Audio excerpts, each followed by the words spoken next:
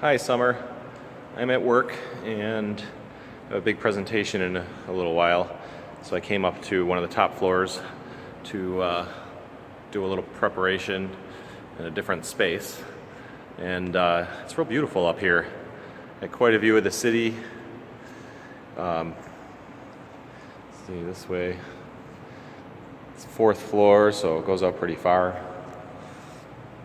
And when I came up here, I was struck by the beauty of this, where I am, the view, and the surrounding story of where I am. And it made me want to reach out to my dad. And I frequently have the impulse to do that, especially so when I think of things that might cheer him up. I'm in the habit of doing everything I can throughout my day to make him happy, and so the habit of that is still very much embedded in my being, and I'm not sure how to channel my impulse when that happens. I wanted to call him. I just called his phone so I could hear his voice on his voicemail.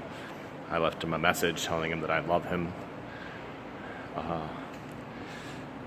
But I don't really know. I want to keep my construct of him. I want to keep that fresh in my mind. I want to keep my memory of who he was and what he is and what he thought and felt, his personality, what his behavior would likely be like in response to now, things going on around us now. I want to keep that fresh in my memory as accurately as I can. And I want to keep that impulse, and I want to keep the shape of my being that includes him and concern for his well-being in my everyday activities. When I have the impulse to share things with him, I don't know what to do. I don't know who to call. There's no real good substitute, or more, maybe a better way of saying it, there's no real good alternative place to put that, or meaningful place to aim that impulse.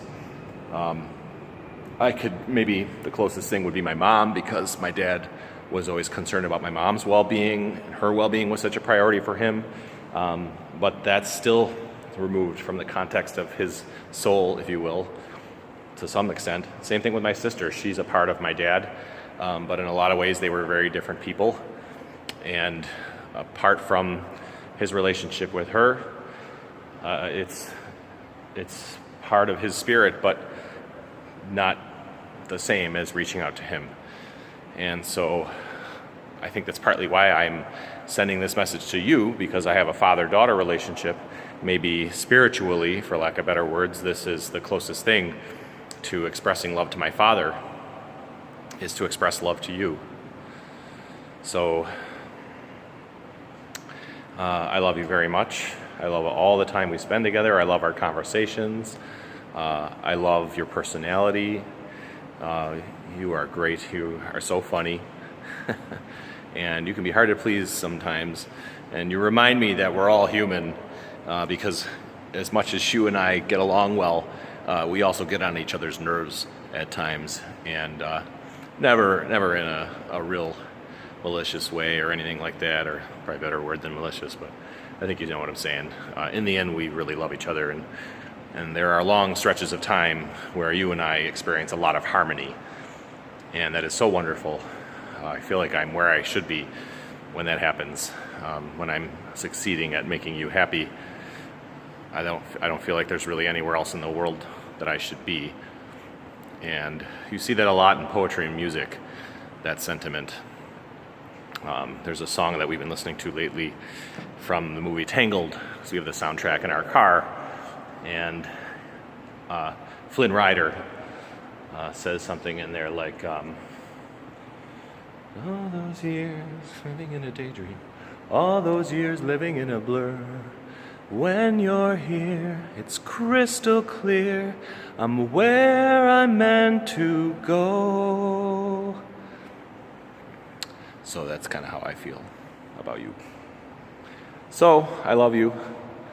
I'm going to give this big presentation, and I'm going to try to knock it out of the park. And I should probably get going because of time constraints here. So hopefully see you soon.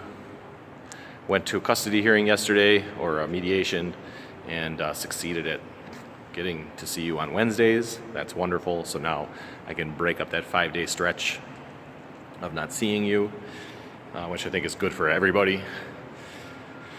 And yeah, so all right, see you soon. Love you.